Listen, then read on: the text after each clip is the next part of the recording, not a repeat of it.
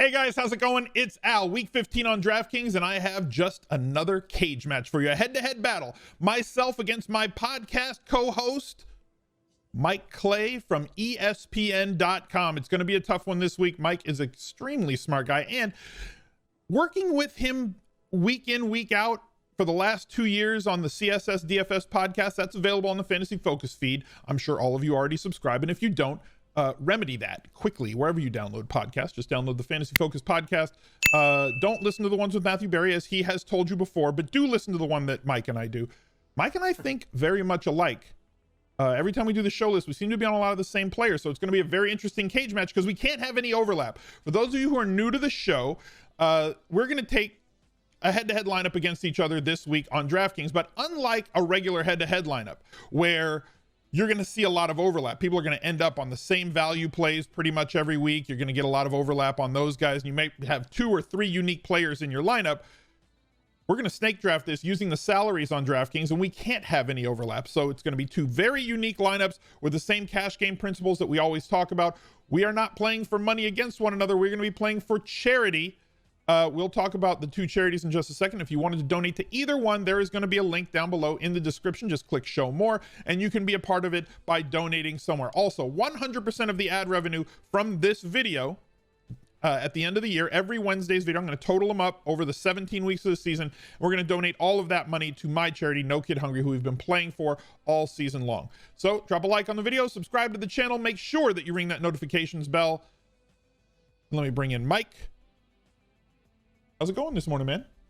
Hey, it's going good. I appreciate you softening me up there a little bit, you know, doing the opposite of talking smack. So, but no, you're right. I mean, on the pod, we do agree a lot. And that, you know, I was thinking about that while looking at value plays for this week. So I'm curious to see how this is going to go, because I have some guys certainly that are targets, and I know you're going to snipe a few and it's going to throw me some curveballs, but it's going to be fun because this is different, right? This is not the way we normally play. We usually can agree on a lot of stuff, say, hey, start these guys and, you know, put them both in our lineups, but not today. So I'm excited for this. Yeah, it's a totally different way to play daily fantasy. And it's the one thing that you really need to focus on in this is, you know, well, this guy's a good play, but like, is he going to make it back to me on the next pick, or should I leave him out there? When do I take certain players? There's a little bit of a different strategy. And for people who play this in our Discord, we do have voice channels in Discord. Also, there's a link below. If you wanted to find somebody you wanted to do a head-to-head match against, you set the money that you want to play it for in the cage match, you jump into the voice channels, you can draft against one another. It takes like 15 minutes to get it done. Obviously, we take longer because we're doing content and wrapping it around the players. So Mike, why don't you tell everybody where they can find all of your great products? Sure. Yeah. Twitter, of course, at Mike Clay NFL. I post pretty much everything there. It's a good place to go find it. Same thing on Instagram, Mike Clay NFL. I don't post there quite as often. Not as cool as Al here, who has all kinds of fun stuff going on across the web right now. Yeah, Twitter for sure. And ESPN Plus, you know, ESPN.com, ESPN Fantasy, ESPN NFL, ESPN Plus, all the content's there every single week. So, you know, a few more weeks left of the season here. We're going to keep crunching out that content. And then it's on to the off season, which is always about as fun as the regular season, actually, because there's so much to do, so much to research and study and prepare for the next year. So always something going on in the NFL world. That's true. So let's talk about these charities that we're playing for today. Mike is we're going to be playing for $100. And the winner, the loser will donate to the winner's charity. Mike is going to be playing for the V Foundation.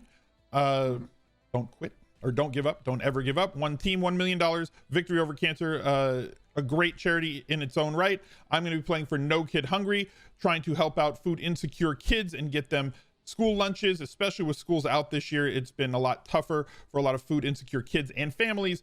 No Kid Hungry doing what they can on a week in, week out basis, day in, day out basis. So the money that is being donated to them, extremely important to helping food insecure kids in America. So my first pick, so Mike already coming in with the sharp play by going 2nd and 2, and it's a weird week. And I think that I want to lock up some carries at running back. So I'm going to take Jonathan Taylor here at 7,200.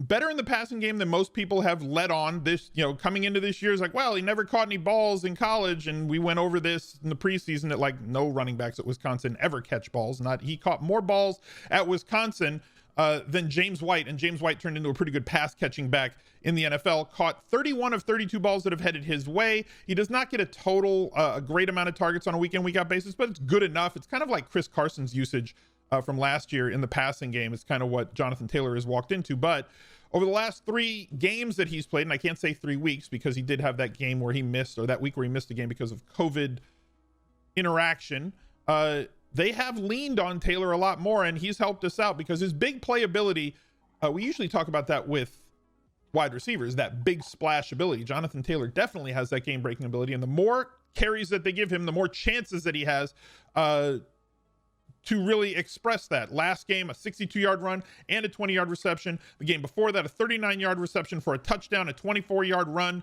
in week 13. And he gets Houston again, who they only gave him the ball 13 times on the ground and had sandwiched that with 2 20-carry games. Houston, a really weak defense. I want to plug in Jonathan Taylor at 7,200. I think he's one of the better value plays on a week where none of the running backs are really popping as great points per dollar values. He gives me a good floor and good upside at the position for kind of a mid-range price. All right. Love it. All right. Let's go over to you.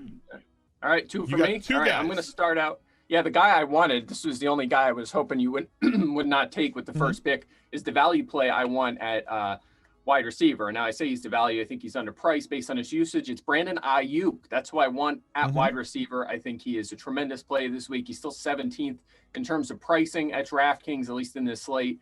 Look, the guy has been money as of late. He has at least 75 yards and 18 or more fantasy points in 5 straight games. He's averaging over 11 targets a game. He's averaging a huge target and air yard share. There's no Deebo Samuel. I mean, they're going to run this offense through them. And he's facing Dallas. I mean, 2 of their top 3 corners, really 3 of their top four corners were out last week.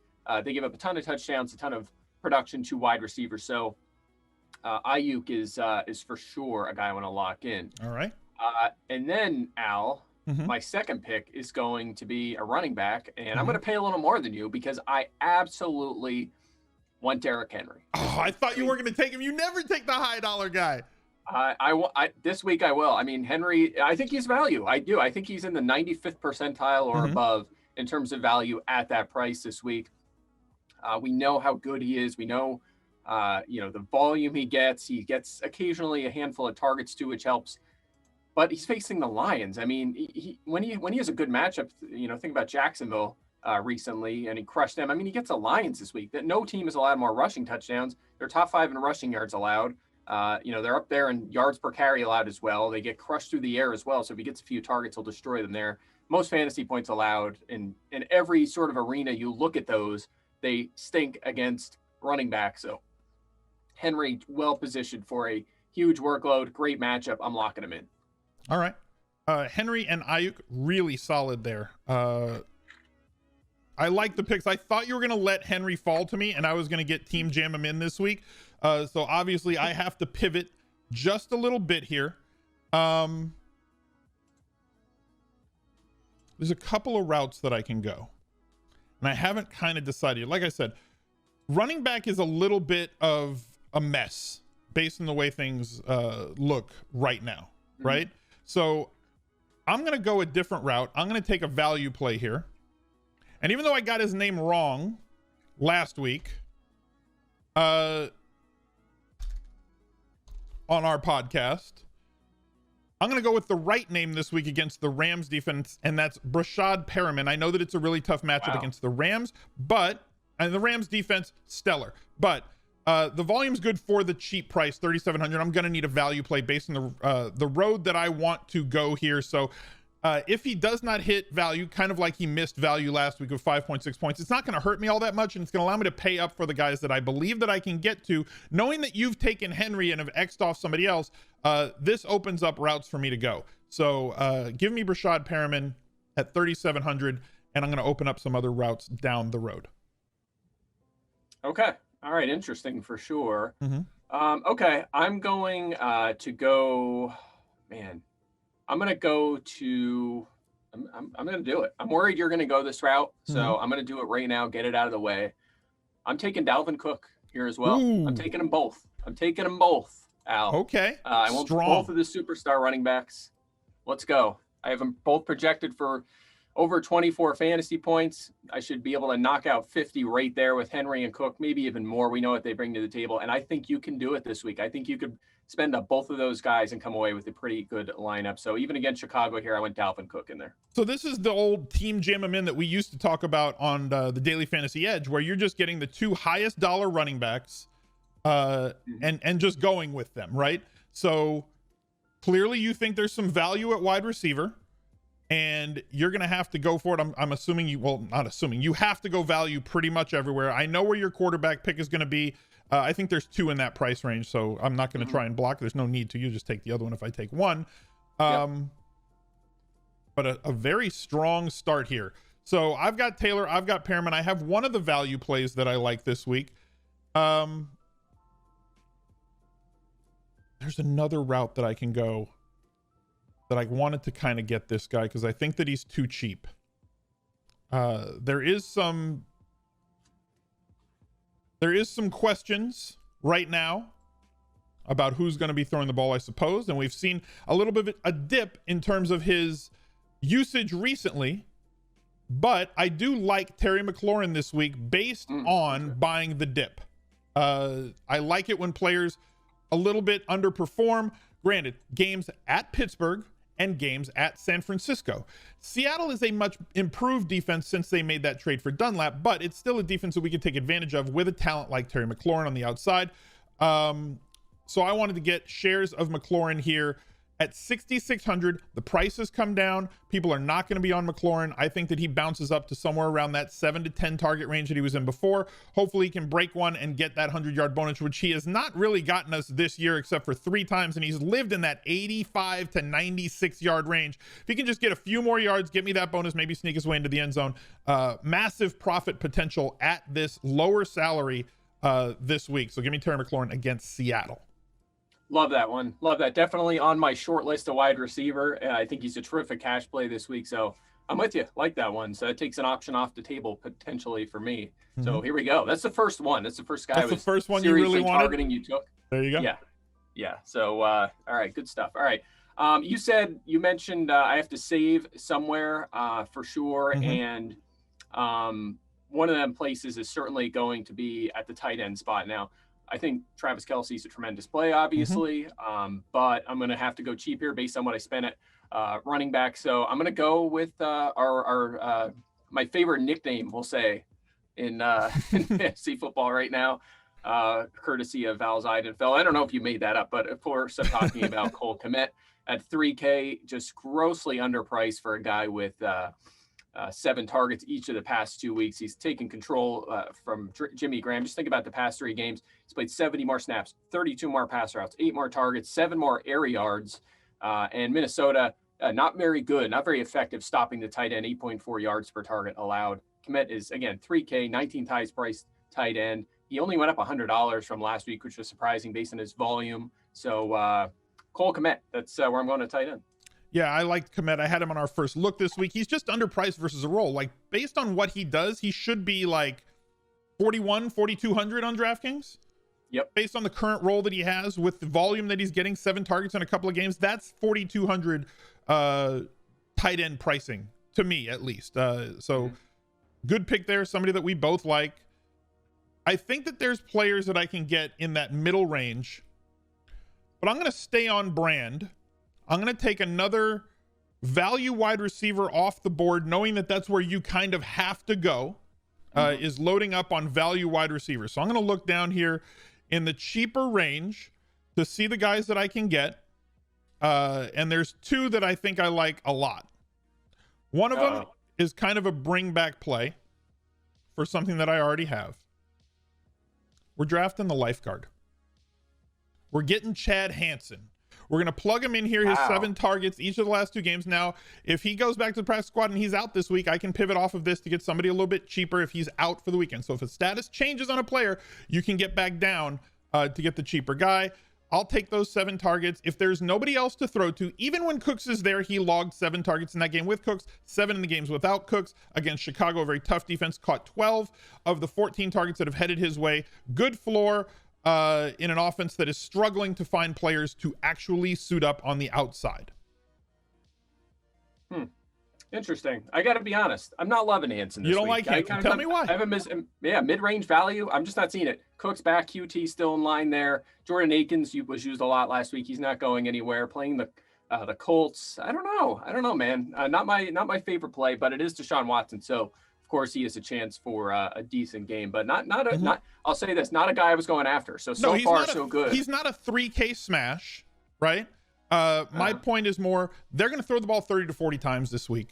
I like Cooks being back in terms of Hansen because they run a lot of 3 wide receiver, and the game that Cooks was there, he still got, and Akins was there. Akins just runs a lot of routes, and they don't always target him. They did last week with Cooks out. They target the tight ends once they get closer to the goal line, but like I could see Hansen getting a lot of work between the 20s, which is all I need at that price. And I think that it may not have blocked the guy that you want. I think there is somebody else that I could go with later if I need more value. But back to you.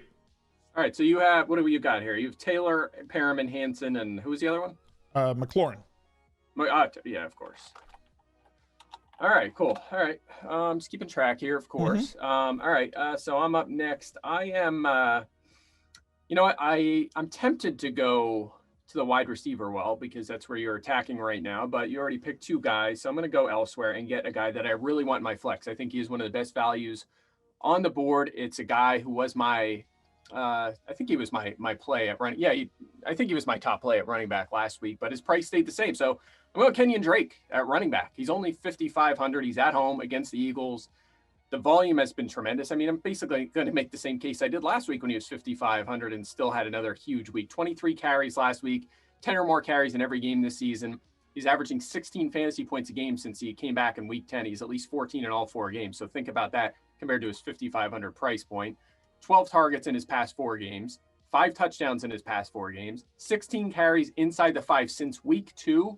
That leads the NFL. And he missed a game. Remember, he went down in one game, missed the next game. He still is leading the NFL in carries inside the 5 since week 2. And the Eagles, by the way, not doing quite as good against running backs as well. And they've given up at least 1 running back touchdown in 11 of 13 games this season. You know, Drake generally, like I just said, gets the goal line work. So I'm ecstatic to get him along with Henry and Cook in this week.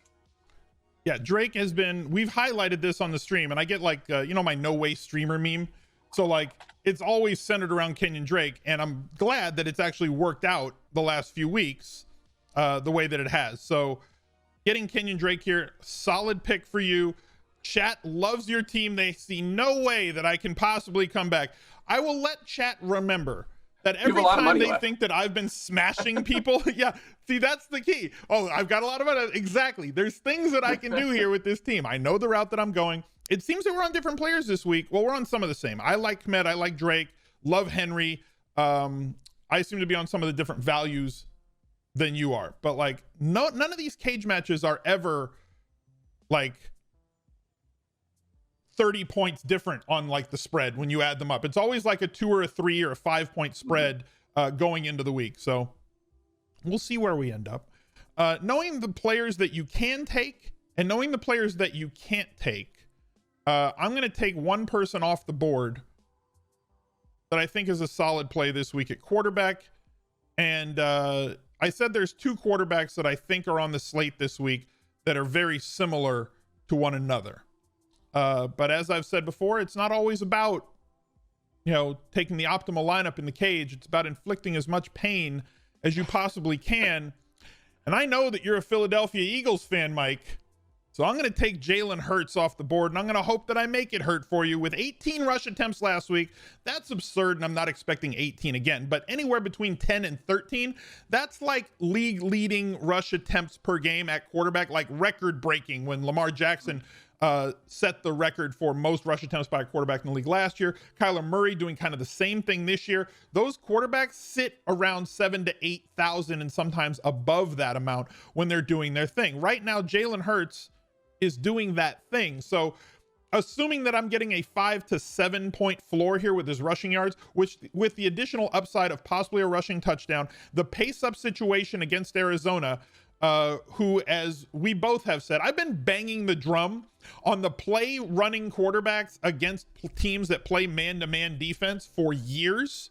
Evan Silva, a few years ago, I remember like saying that's like the best thing I've ever heard because it just makes sense. Like if cornerbacks and linebackers and safeties have their backs to the line because they're chasing somebody around in coverage, they're not going to see you take off, which gives you big chunk upside if you're a rushing quarterback.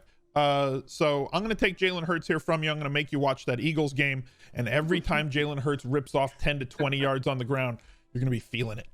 I know he had to be one of the guys on your list for value quarterbacks. He was, probably fifth in line, to be totally honest with what I'm trying to do here.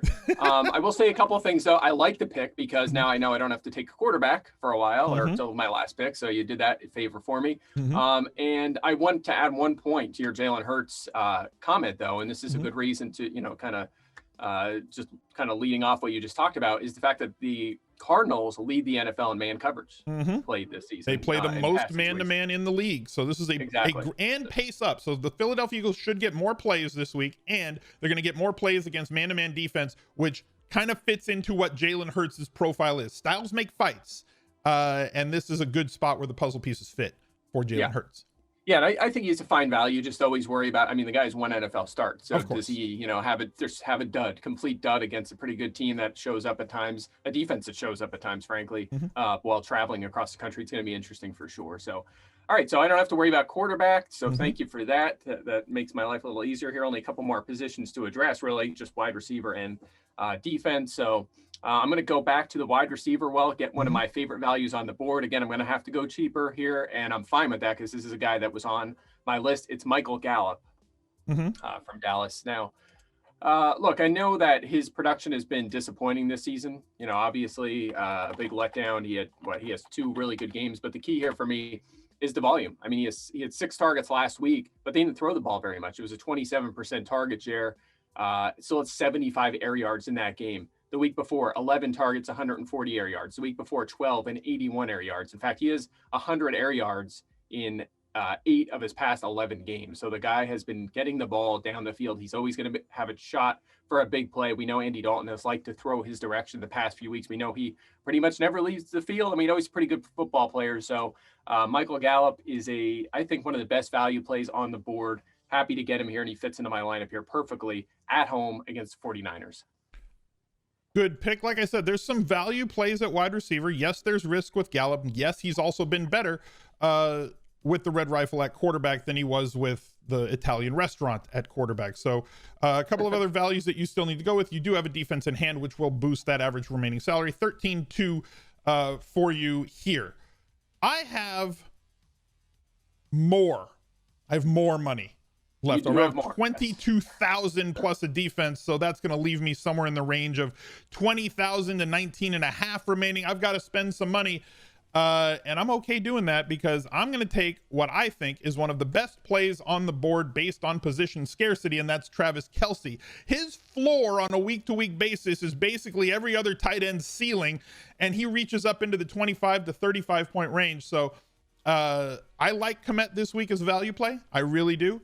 I want to find ways to get Travis KELCE. So give me KELCE against New Orleans. Could be the first tight end ever to lead the league in receiving yards? Yeah. Touchdown upside every single week, 10 plus targets. What's that? 5 of the last 6 weeks? Absurd usage for a guy who is completely indefensible. So give me Travis KELCE. I'll take the edge at that position, leaving me with 14-4 remaining. 3 spots, one of them's a defense, so I've got some money that I can spend, and my path seems pretty clear to me right now. Yeah, love it. Okay, that's fine with me. Obviously, I took Kmet, so KELCE was all yours. I think that's obviously a tremendous play. Always an option in cash to just throw KELCE in there, worry about everything else. You have a high floor, high ceiling there. I'm going to finish off wide receiver here, and go for it. This is going. I thought you were going to snipe me more often. I'll be honest, Al. We're going to have to do this again next year or something. I'm in. So. To make it more complicated, because you're going right down my. We're both getting the lineups that we want. It seems like. Yeah, it's amazing. The one guy I wanted was Henry, and if I got Henry, then I would have had to do some things to force KELCE as well. But yeah, so I'm going to fill it right out. I'll have everything I want here, and I'm going to go with DJ Chark, which I could still get. I could still fit DJ Chark here at 5K, which is unreal. So.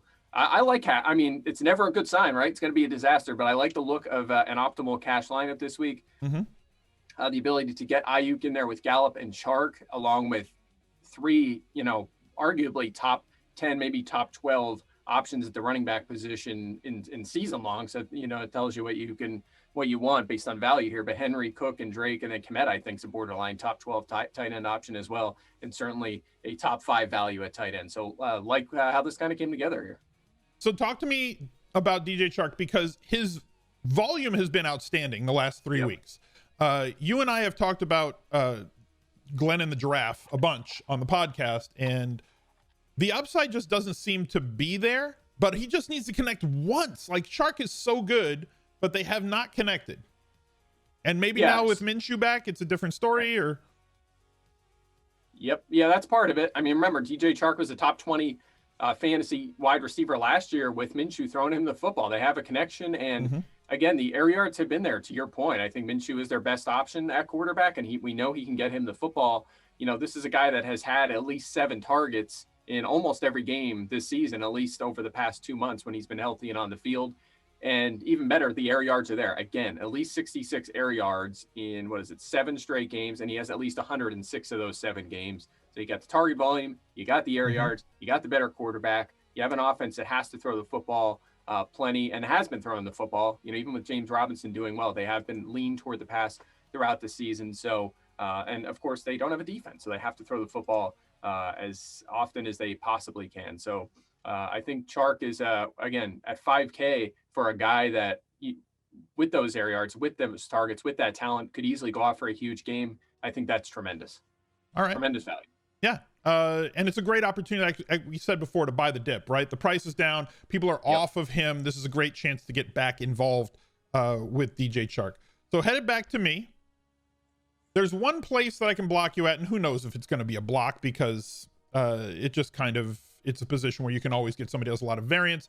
But it's the one place that I can block you at, and it is defense. And I like to go target teams that have a lot of dropbacks, and I'm not really concerned with how talented an offense is. I'm more concerned with how much pressure a defensive line can place on an opposing offense. And with as many times as Seattle drops back to pass, and as good as this Washington football team's defensive line is, and as much pressure as they create, 4 sacks in 3 of the last 4 games. The only one they didn't was at Pittsburgh, a game where they did not score, but double digits in 3 of those 4 games. Give me the WFT going up against Seattle here at home for 2,600. I think they're drastically underpriced.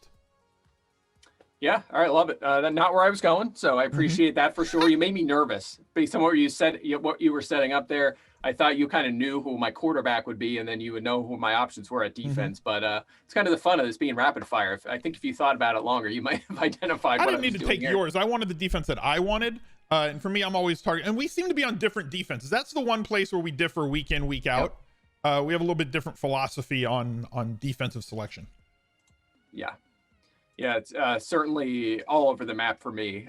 So I defenses are just so close. It makes it real tough, and a lot of variance at the position.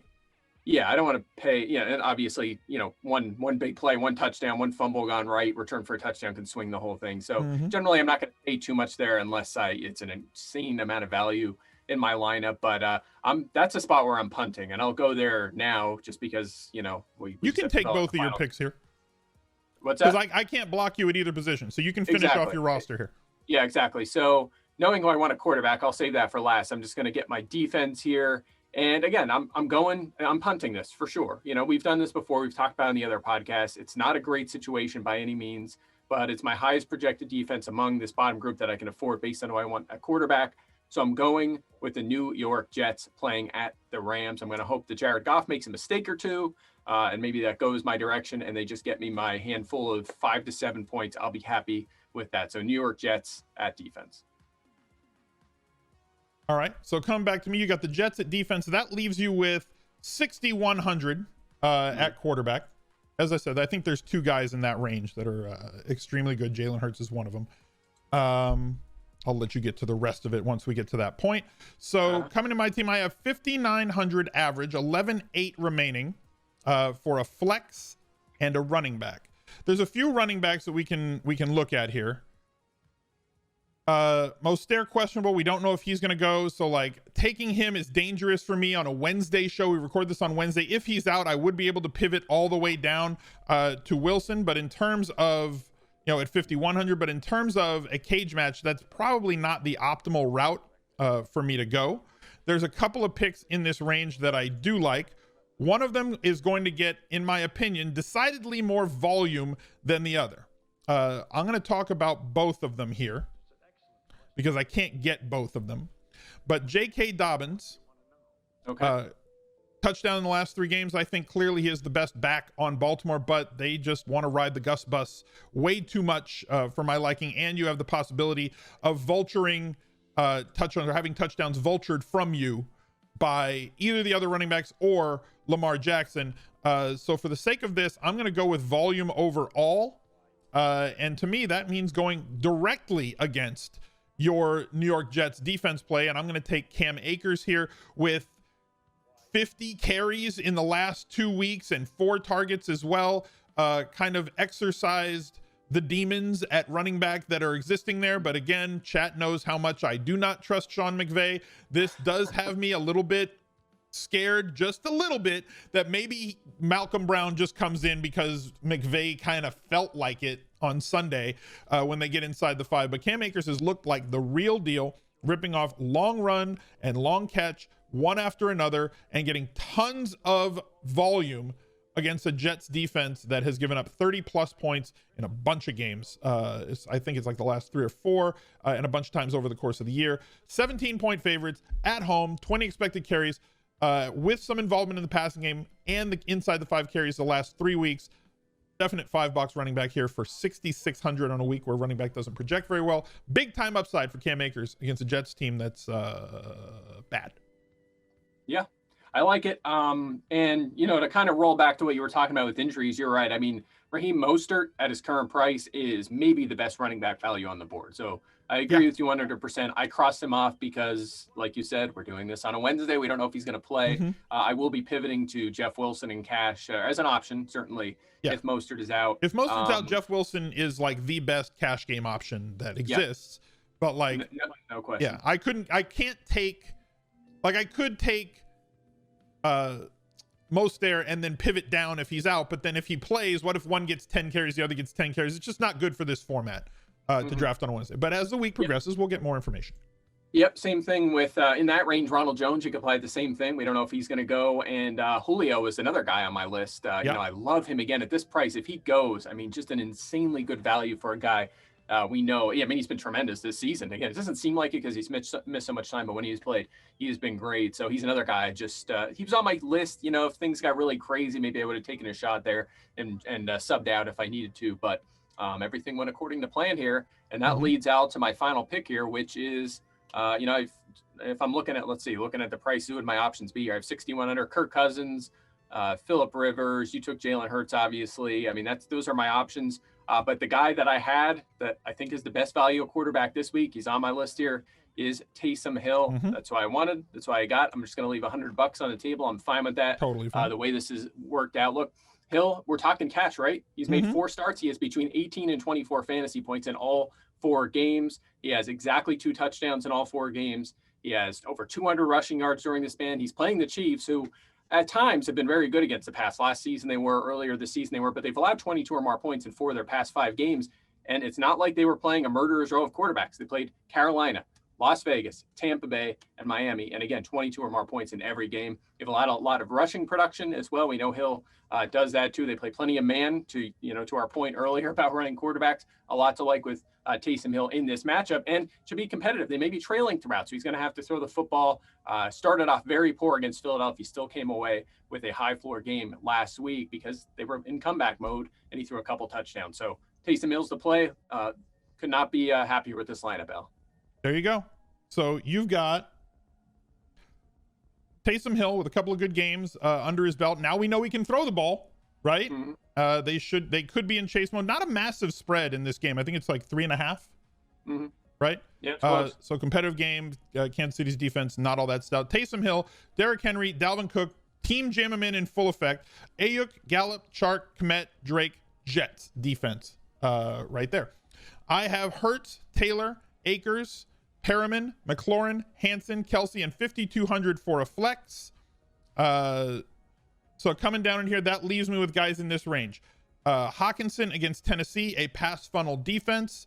Carlos Hyde, I'm definitely not going to be taking. Jeff Wilson is an interesting play there if in case, but it's not a play that I want to make at this point. You still have Abdullah, Pittman, and a bunch of guys that are a little bit cheaper. I'm going to go to tight end here.